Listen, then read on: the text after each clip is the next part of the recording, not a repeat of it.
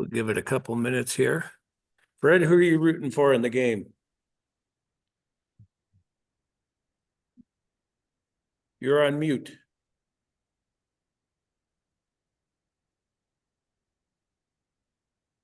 You're on mute, Fred. Thank you. No, I'm rooting for a tie. They both can't lose, but a tie is okay.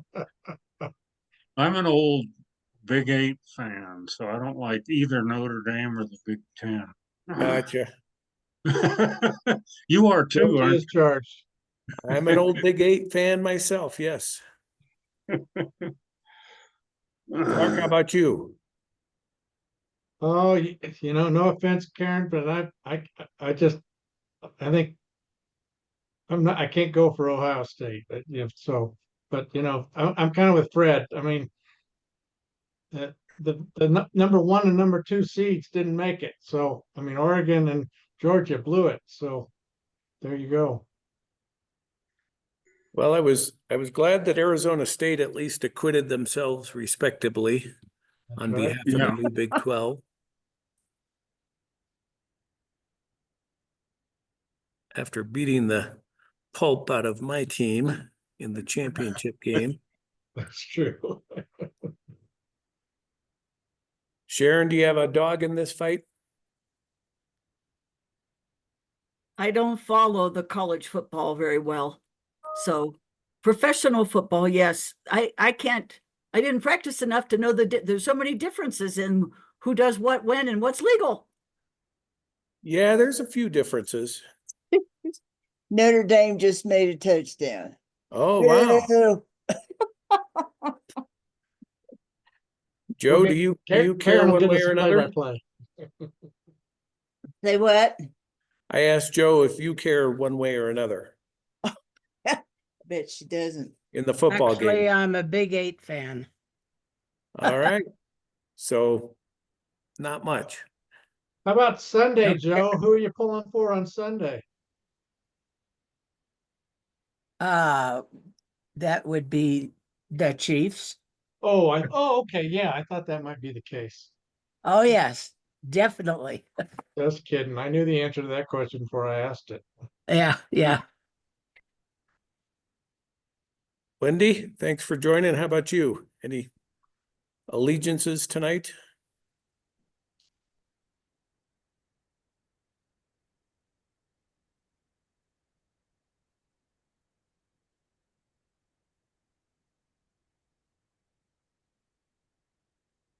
I see you unmuted yourself, Wendy, but I can't hear you if you're saying anything.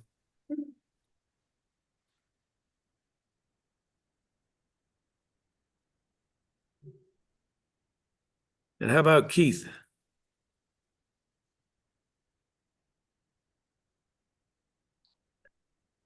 There you go. Ohio State and the Bills. Let's go.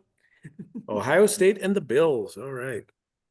And thanks for asking, Mike. Anytime.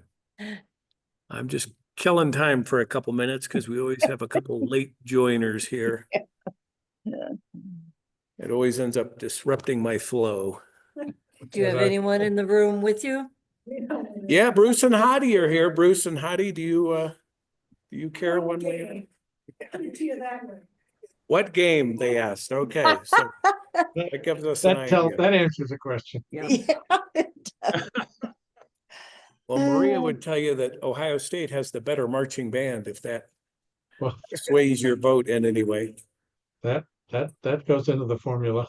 Mhm. Don't get me going, but the portal is ruining, maybe already ruined college football, but that's all I'll say to that. Their shows are fantastic. As they moved around, I don't know. All right, well, I'm gonna get going. If you hear that little ding, let me know if I miss it.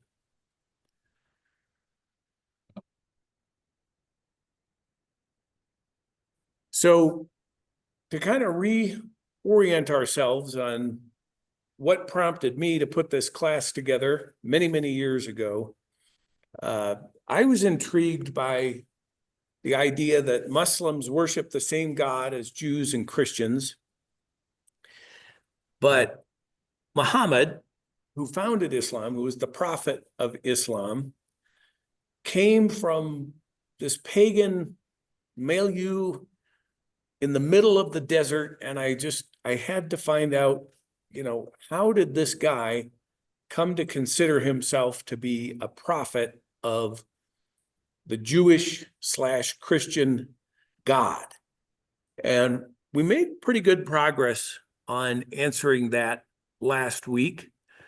We learned, first of all, that in Mecca, where Muhammad was born, there was this ancient shrine already in existence, the Kaaba, this square building literally in the middle of nowhere. Mecca is situated in a place where you can't grow anything. There was one spring there, but not enough to water any plants.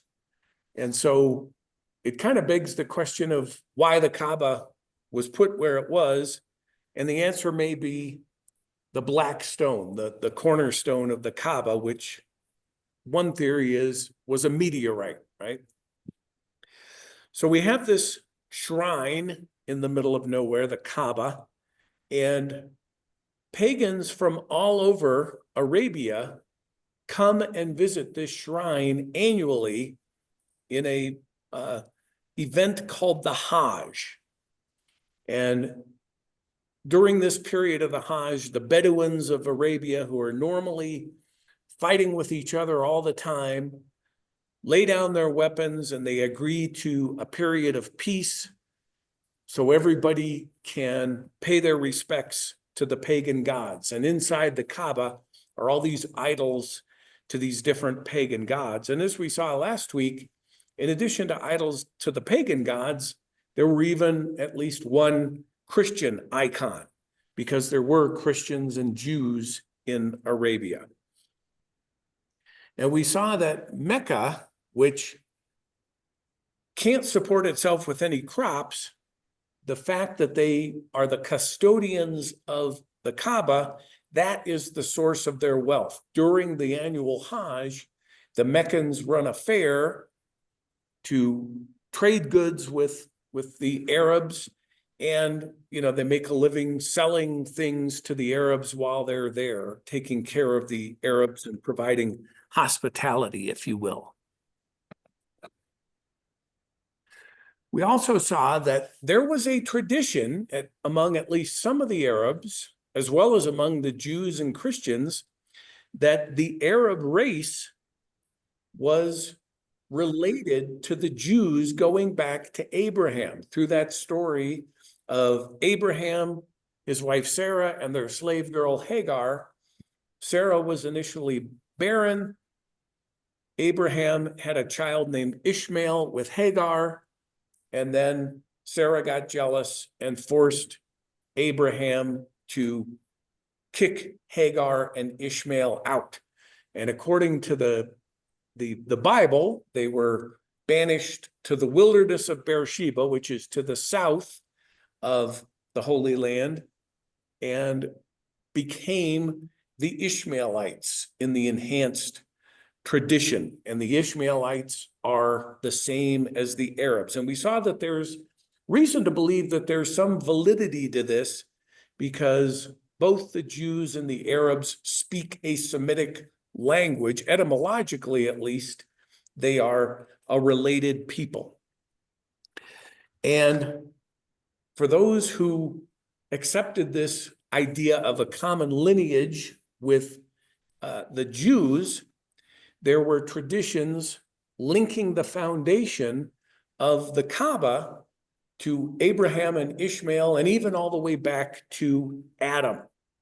And as I mentioned, there was a spring in Mecca called the Well of Zamzam, and there was a tradition that the Well of Zamzam was the spring that the angel revealed to Hagar and Ishmael when they were wandering in the desert and about to die of thirst. So as we saw, in Arabia at large, there were a large number of Christians and Jews. Down in Yemen, the southern part of Arabia, there had been a Jewish dynasty ruling down there. We saw that there were Christian icons inside the Kaaba. Some of the Arab tribes that bordered with the Roman Empire, the Byzantine Empire, which controlled Syria and Palestine at this time. Some of the tribes on the border there had embraced Christianity and become allies of the empire. So Muhammad was clearly familiar with the Jews and the Christians through a variety of reasons, okay? One of the chief cults of inside the Kaaba was the cult of this deity called Allah, which is really a contraction of two Arabic words, al-Ilah, which means the God. So there were these pre-Islamic monotheists who worshiped one God called Allah, and these pre-Islamic monotheists were called Hanifs or Hanifs. And according to the Quran, the holy book of Islam, Abraham himself was a Hanif. He was perhaps the original Hanif, the pre-Islamic monotheist. So we saw that Muhammad was born around the year 570 AD. He was an orphan at first, raised by first his grandfather and then by his uncle. But even though he made his living as a merchant, like all the people in Mecca did, Muhammad was also a spiritual seeker who would go out and meditate for extended periods in the wilderness outside of Mecca. And it was during these meditations at the age of 40 that Muhammad started to have his first revelations from the angel Gabriel. So Muhammad began to preach monotheism to anybody who would listen, including the pilgrims coming to the Hajj, coming to worship their idols inside the Kaaba during the annual Hajj. Muhammad's first followers were two males. One was Ali, who was kind of Muhammad's adopted son. He was literally his cousin, but Muhammad had taken young Ali into his household. And Ali was about 20 years younger than Muhammad. The first adult male follower of Muhammad and the first Muslim, if you will, adult male Muslim, was a guy named Abu Bakr. And these two guys are important names to remember. They're going to be key figures in the rest of this class as we trace the roots of the split between Sunni and Shia. So Muhammad is preaching this monotheism. In particular, he's preaching it during the Hajj, which is this annual pilgrimage that brings in people from all over Arabia and allows the Meccans to support themselves by running this fair. And because of this, Muhammad incurs the hostility of his fellow citizens there in Mecca for two reasons, right? He's attacking their traditional religion, and he's potentially threatening their economic livelihood, right? If everybody converts to monotheism, maybe they don't need to come visit the Kaaba anymore and pay respects to the idols of their gods inside the Kaaba. And if nobody comes to the Kaaba, what happens to the Meccan fair and what happens to the people running the Meccan fair? So Muhammad is in hot water, but he's protected by his powerful uncle, who is the leader of Muhammad's clan. And that's how you prevent yourself from being killed in that day and age. There were no courts of law. Justice was meted out if if a member of one clan killed a member of another, the offended clan was honor bound to take vengeance on the killer and kill him in return. So that's what's keeping Muhammad alive, is that he's got the protection of the leader of his clan. But we left off last week with what was called the Year of Sorrows, where Muhammad's beloved wife, Khadijah, died, and shortly thereafter, Muhammad's protector, his uncle, also died. And the leadership of his clan passed to a man who was much less friendly toward Islam than Muhammad was. And Muhammad started reaching out to different parts of Arabia, asking if he could take sanctuary outside of Mecca. And that's where we left off. So any questions about what we covered last week before I plunge into this week's and we find out what happens with Muhammad? Okay. So a couple things take place around this time. His wife Khadijah has died. And if you remember, Khadijah was the very first Muslim, the very first one to believe that Muhammad was the prophet of God. And when she died, Muhammad was devastated. And he really would never get over this throughout his life. He always considered Khadijah to be the love of his life, even though, as we're going to see, he's going to have many other wives after this point. So the first woman that he marries is a woman named Sawada. She's an older widow. And about the same time that he marries Sawada, he's betrothed to a 6-year-old girl named Aisha. And Aisha is the daughter of Abu Bakr, okay? And Abu Bakr is actually not his name. It's more of a title.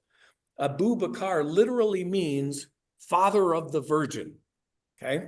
So Abu Bakr has a complicated Arabic name with a couple of hyphens and a couple of apostrophes in it. I won't try and remember that one for you, but people know him as Abu Bakr, father of the virgin. And remember, he was the first adult male follower of Muhammad. Aisha is destined to become Muhammad's favorite wife, okay? But again, he's betrothed to her at the age of 6. But you have to keep Aisha in mind, because along with her father, Abu Bakr, she is going to play a key role in the ultimate split between the Sunni and the Shia. Another thing that happens shortly after or around the time of the Year of Sorrows is something that Muslims call the night journey, okay? And this has 2 aspects to it.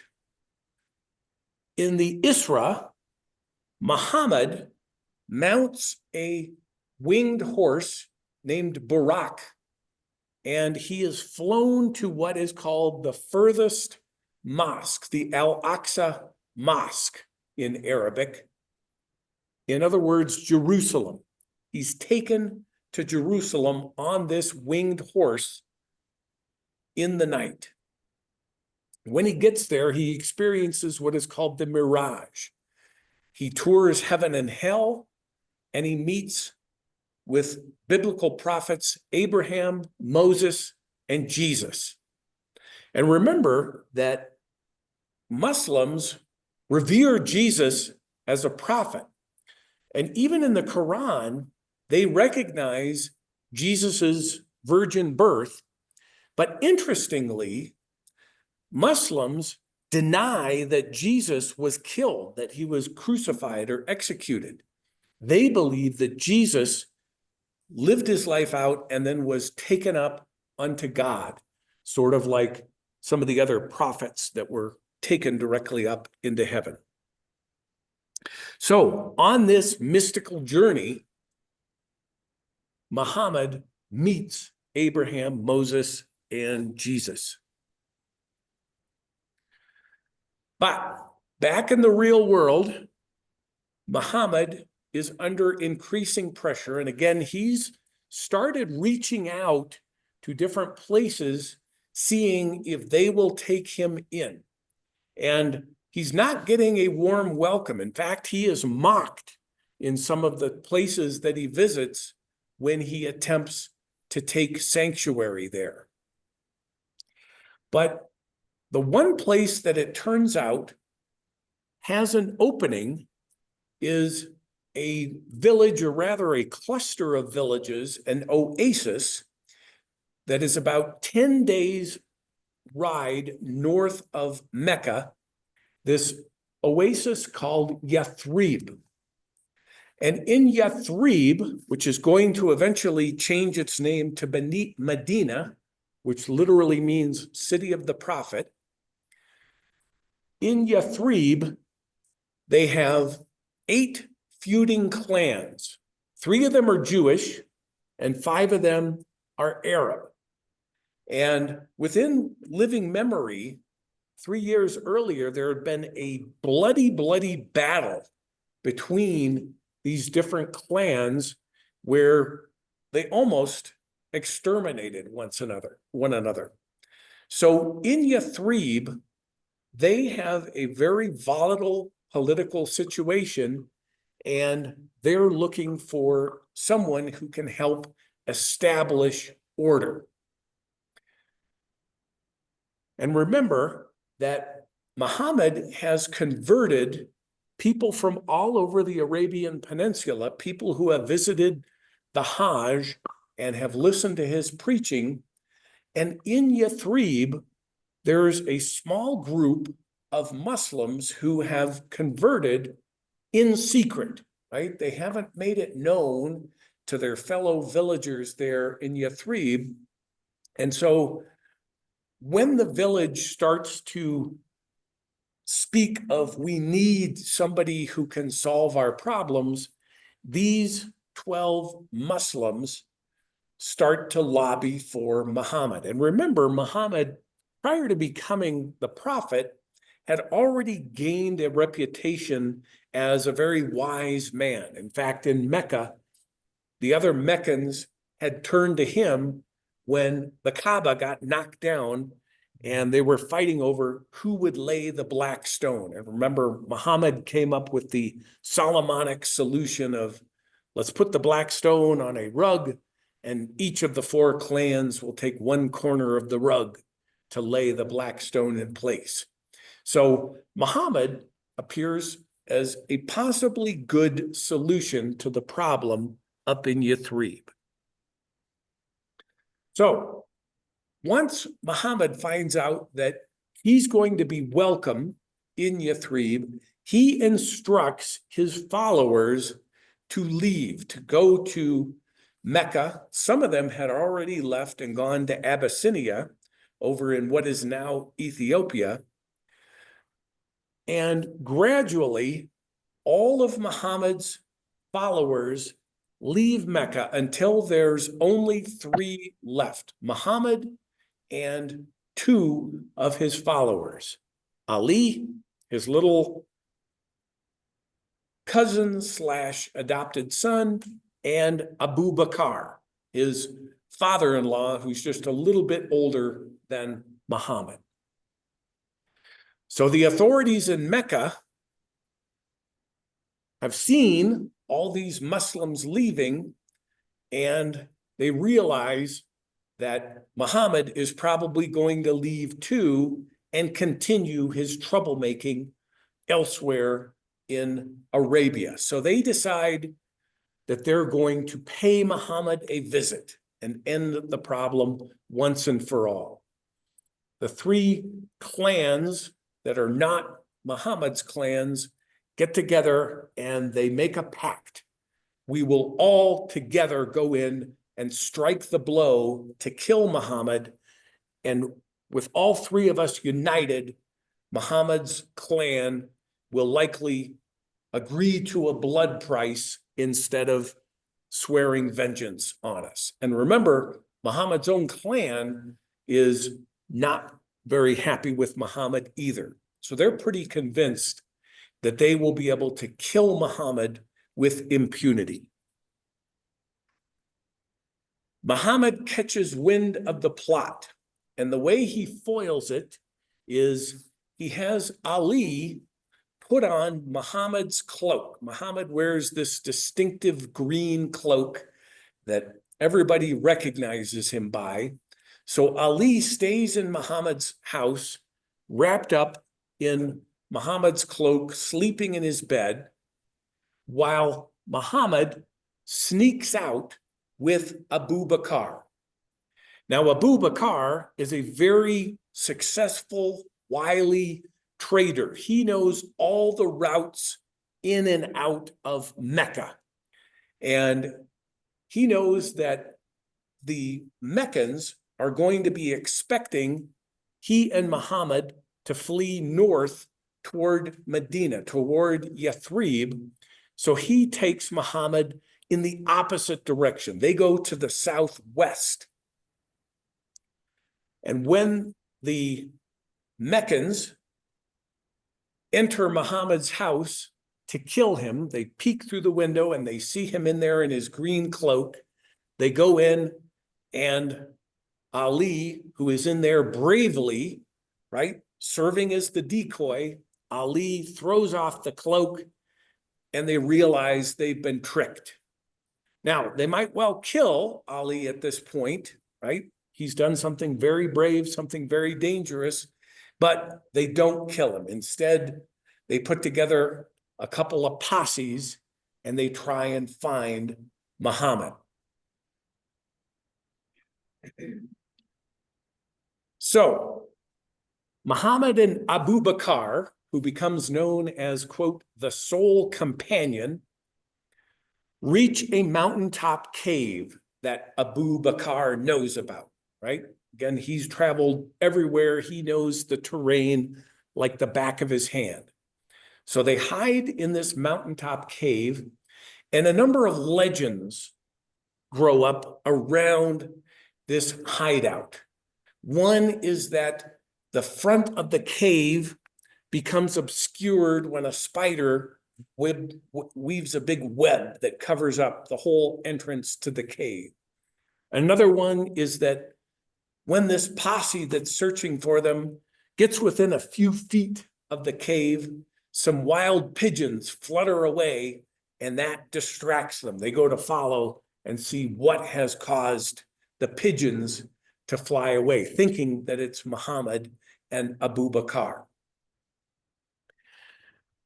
Abu Bakr has arranged for a servant to surreptitiously bring them provisions so they can stay there for several days, hoping that the trail will have gone cold. And indeed, after several days, the Meccan posse concludes that Abu Bakr and Muhammad have slipped the net, even though they're very close to Mecca after all. So once that happens, Muhammad and Abu Bakr are able to make their way north to Yathrib. And this journey, which takes place in July of the year 622 by our calendar, is called the Hijra, the flight. In Arabic, this word literally means immigration or withdrawal. And for Muslims, this is year zero in their calendar. It's the equivalent of the birth of Jesus in our calendar. They date everything according to this year. So this was 622.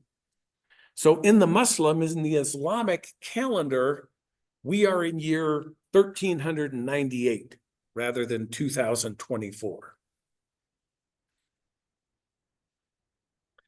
So this flight to Medina or Yathrib, take your pick, gives us two important groups in Muslim history, in Islamic lore.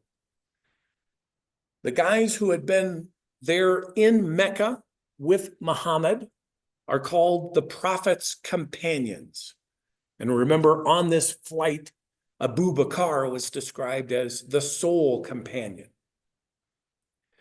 But the helpers up in Medina, the 12 who had arranged for sanctuary for Muhammad so he could come and solve the village's problems, they are called the Prophet's helpers, okay? And so these two groups are kind of the equivalent of the apostles in Christianity. They are all, to a person, revered individuals.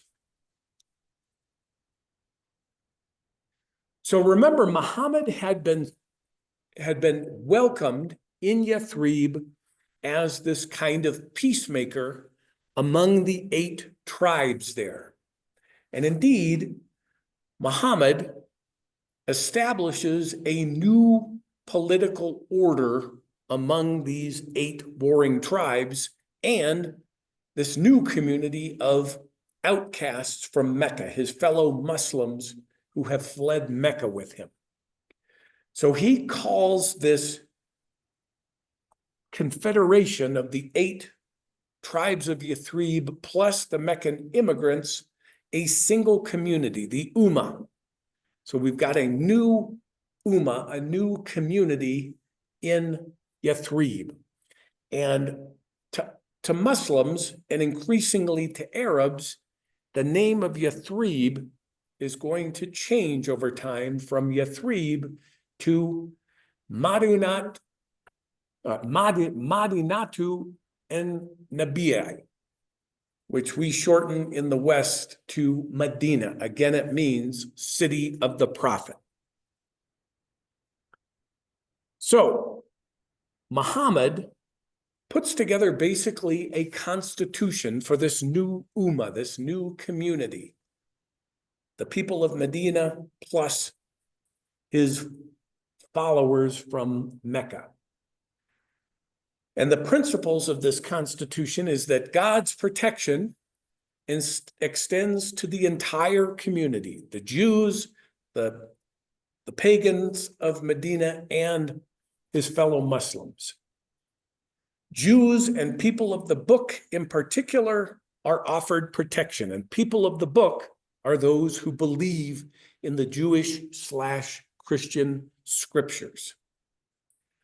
Importantly, he replaces the traditional practice of the blood feud with what is called blood white. In other words, if a member of my clan kills a member of your clan, normally your clan is going to be required to kill somebody from my clan, in particular the murderers, in retribution. But Muhammad understands that this is a recipe for endless feuds and killing and retribution. So in Yathrib, that practice is repaid with, if somebody is killed, the offender can atone for that by paying a very hefty fine to the offended clan. He establishes a tax system so that they can mutually contribute and pay for the defense of Medina. They can, as we're going to see, build fortifications, they can hire mercenaries, whatever they need to do. He implements protections for women. And this is something important to understand about Muhammad. Remember I said it's kind of jarring to us that Muhammad had one wife, let alone, as we're going to see, multiple wives, right? Over 10 over the course of his life, and multiple at the same time, okay? But Muhammad was very respectful of his wives and of women in general. In fact, one of his most quoted sayings was, if you want to understand the character of man, look at the health of his wives, okay? So, and that's not always the case with Arabic men in this day and age. Muhammad establishes a judicial system for resolving disputes. He's going to be kind of the arbiter. If there are disputes, he will help settle them, hopefully peacefully. So Muhammad has put in place this new order to establish peace among the formerly feuding tribes of Medina, who've now been augmented with his own followers from Mecca. And now he's able to settle down. One of the problems for Muhammad and his followers is they have no economic means of existence there in Medina. And what Muhammad does wisely is he pairs each one of his Muslim followers with one of the established families in Medina. And some of these families in Medina take in their new Muslim household member and treat them well and make them part of whatever they're doing to support themselves, growing dates, growing raisins, whatever they're growing there. Because again, Yathrib is an oasis and has an agricultural basis, unlike Mecca. But Muhammad himself pairs himself with his little ward Ali, and they make a living through the most menial tasks you can imagine: digging wells, running errands for the other families in Yathrib, in Medina. But at the same time, Muhammad is still trying to arrange for the proper respect for Allah, for the God who has been giving him the prophecies. And it's at this point that he institutes what is still the case in Islam, Friday prayers. Now, coming from a Jewish milieu, which Islam purportedly is, you would think that he would observe the Jewish Sabbath, which is Saturday, but in Yathrib, that is the market day. So Muhammad makes Friday the kind of holy day for his nascent religion. That's the day of prayers. That's when the faithful gather at the mosque. And over time, Muhammad impresses the people of Medina to the point that many of them convert to Islam. It's in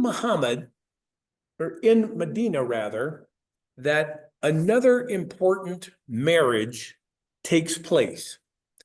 And this is between Ali, who is Muhammad's biological cousin, but also kind of his adopted son. Remember, he's 20 years younger than Muhammad. Muhammad arranges for the marriage of Ali and Muhammad's own daughter, Fatima. Okay, this is his favorite daughter. So he's marrying his favorite daughter to his young ward who has been by his side. He was the first male believer that Muhammad was the prophet. Remember, he was the brave kid who hid in Muhammad's house wearing Muhammad's cloak to serve as the decoy when Muhammad made his escape from Mecca. And at this point, Ali is now about 30 years of age. And he's going to establish himself as a fierce warrior and champion of Islam. He's the brave guy who says, yes, I will wear your cloak and serve as your decoy. In the battles that are going to ensue, Ali is always going to be fighting at the front line, okay? Abu Bakr is Muhammad's friend and his father-in-law. He's the father of Muhammad's favorite wife, Aisha, this beautiful little virgin that Muhammad has married at age 6. So Abu Bakr is about 30 years older than Ali. He's about 60 at this point. So he's kind of the ice to Ali's fire. Abu Bakr is the wise counselor to the Prophet, right? If Ali's the hothead, let's get in there and fight. Abu Bakr is, let's stop and think about this before we make any moves. In this time, there are pagan opponents of Islam in Medina, just as there are down in Mecca, and a couple of them mysteriously get assassinated.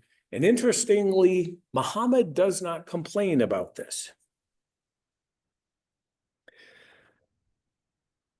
At the same time, Muhammad is getting off on the wrong foot with the 3 Jewish tribes in Yathrib.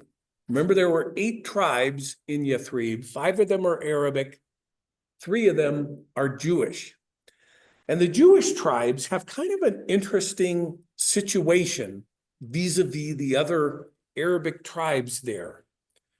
They control most of the arable land and therefore most of the wealth of Yathrib, but they are politically dependent on the Arab tribes there. In other words, if push comes to shove, the Arabs outnumber them and could call in allies among the Bedouins. So the Jews kind of have this precarious situation. Muhammad, professing to be the final prophet of the Jewish God, expects the Jews to welcome him and treat him as a prophet. And in fact, he adopts many of the Jewish holidays as part of the new Islamic religion, including Yom Kippur.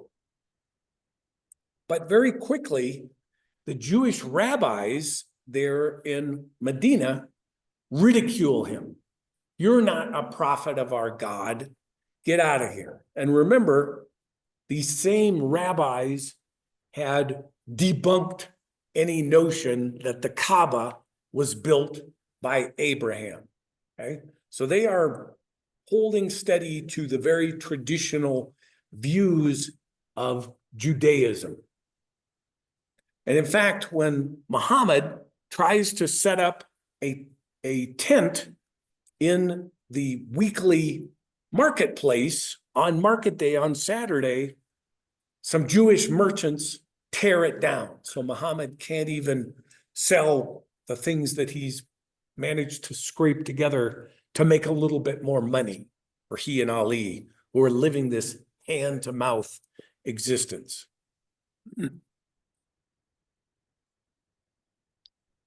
Meanwhile, down in Mecca, where Muhammad and all his followers have fled from, the Meccans are seizing the property of everybody that has fled.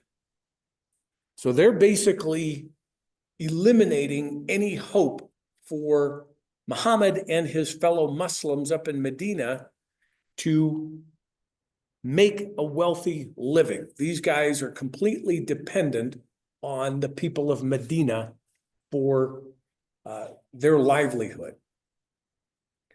So what Muhammad and the Muslims do is they begin raiding the Meccan caravans.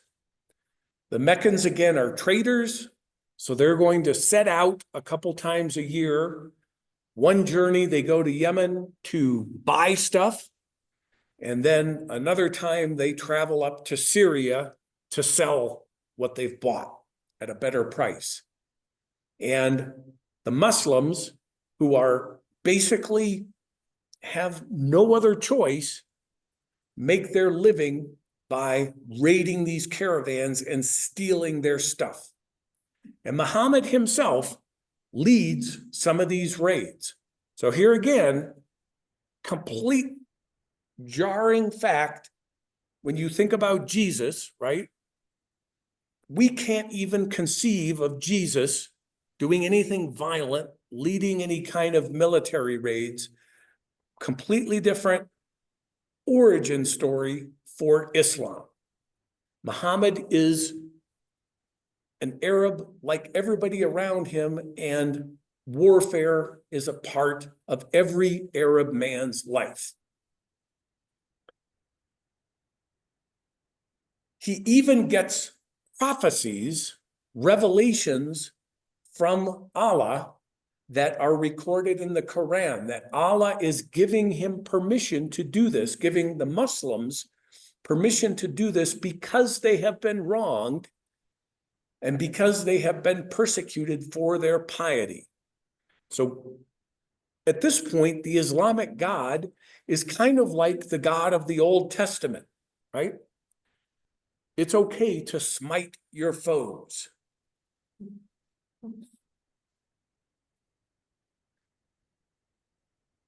One of these raids actually happens during that period we called the peace of God, during the period of the Hajj, when everybody is supposed to lay down their arms and get along peacefully so everybody has access to the Kaaba. And this is an incredible taboo, okay? They have violated the most respected period and place of peace. The Muslims have done this. And again, Muhammad gets a revelation from Allah that makes it into the Quran that this is okay because the people of Mecca have committed a greater sin by denying the Muslims access to the Kaaba, right? So they were the ones who incurred this punishment because they wouldn't let the Muslims in to visit the Kaaba, and therefore it was okay for the Muslims to attack the Meccans even during the peace of God. Now, during these raids, Muhammad, as the prophet, is the leader of this whole group, and so they give 20% of whatever they get to Muhammad. Now, that kind of makes it sound like Muhammad is like this gang leader, okay? And in one sense, maybe you could say that, but Muhammad does not use this money to enrich himself. Muhammad, to his dying day, is going to live in poverty. Everything that he gets, he doles out to the poor and to the needy. And he's going to die penniless at the very end of his life, even after Islam has become an established religion. He still lives very simply, mends his own sandals, okay? And again, his wives are constantly harping on him because they never have any money because Muhammad always gives it away to the poor.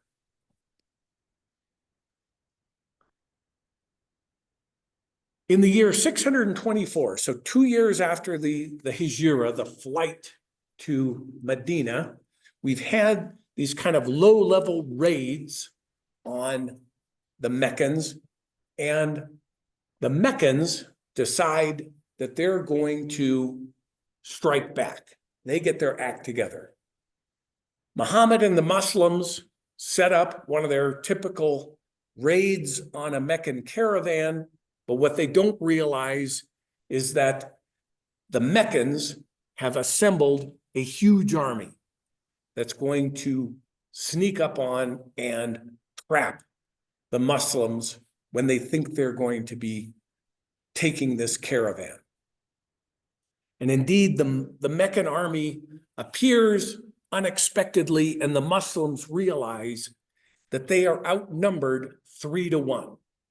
There are 3 times as many warriors in the force from Mecca as Muhammad has at his disposal. But Muhammad decides we're going to stand and fight. God has told him that the Muslims are going to be successful. One of his sayings is that, as he's trying to instill confidence in his men, is Mecca has sent us the best morsels of her liver. Okay? In other words, not only are we going to be successful, but we are going to deal a devastating blow to our enemies, the Meccans. And not only do the Muslims, his companions from Mecca, his diehard followers, stick by his side, but all of his new followers from Medina do too. So even though they're vastly outnumbered, the Muslims, who are fighting with the belief that God is on their side and that if they die, their reward is to go to paradise, they fight valiantly, and under brilliant military leadership, they are able to carry the day and defeat this much larger army from Mecca. And the Meccans, the remnant of the Meccan army, is sent back to Mecca in disgrace and in defeat. And this is the point where Muhammad's prestige in Arabia soars. He has gained the respect of the Bedouins in a way that he never had been able to hitherto, right? Being a successful warrior is the most important thing in that culture. Muhammad touts this victory over the Meccans as proof of God's favor. Everything I've been telling you, that I am God's messenger, is vindicated. I was able to lead my believers to victory over this much larger army. This solidifies his position in Medina and gains him a number of Bedouin allies. So now the Muslim army is much stronger than it was going into that battle. After the battle, Muhammad marries two of the widows of warriors who had been slain in the battle. And so now Muhammad at this point has 4 wives. And remember, Sauda is the first of these. She was the older widow that he married originally. And Sauda is kind of the mother to these other much younger women, including Aisha, who is at this point age 9. And in the Arabic culture, there's no chronological age at which a girl becomes a woman. Rather, they go based on, menses. And apparently Aisha, becomes a woman at age 9, and that's when Muhammad consummates his marriage with Aisha, with this 9-year-old girl. And again, very jarring to us as Christians and in the modern world, but this was not uncommon in Arabia at this time.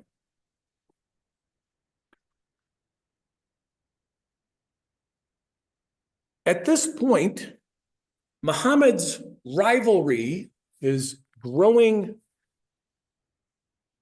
conflict with the Jewish tribes in Medina, flares up into an open incident. What happens is that on the market day, on Saturday, one of the Jews of one of these tribes is running a tent where he's a goldsmith. And so he's making jewelry and so forth. And one of the Muslim women, who has been enriched by the successful raids on the Meccan caravans, goes in to have some jewelry made. And this Jew, who is hostile to the Muslims, to these pretenders who claim to speak on behalf of the Jewish God, decides he's going to humiliate this woman. And she comes in, she's all wrapped in her veil, and the goldsmith is working around her, taking measurements for whatever it is she's wanting to have made. And what she doesn't realize is that he has pinned her veil to her chair. So when she stands up, her veil is pulled off, her face is exposed, which is the equivalent of being stark naked at this time and place. And they all laugh, and she beats a retreat, humiliated. Well, of course, the Muslim men are honor bound to come to her defense. And so we now have a rivalry that's going to require retribution between the Muslims and the Jews. And Muhammad leads his army to lay siege to this Jewish tribe, one of the 3 Jewish tribes in Yathrib. And it's at this point that a figure that in Islamic history, who's called the leader of hypocrites, intervenes. This was a guy who had very early on converted to Islam, but in the Islamic view, he had converted mainly as a convenience. He saw the winds blowing in favor of the Muslims, so he converted in name, but didn't convert in his heart. And he's a friend of this Jewish tribe. So he intervenes on behalf of this Jewish tribe and convinces the Muslims, don't kill them, which is what the Muslims want to do.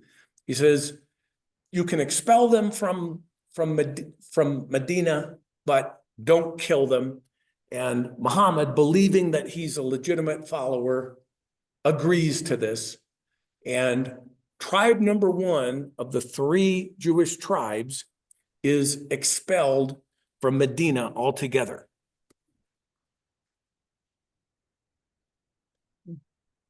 I think I'm going to leave it off there rather than try and get into the Battle of Uhud, because I don't think we've got enough time to do this justice. So we'll pick up with the next battle between the Muslims and the people of Mecca next week. But any questions about what I covered tonight?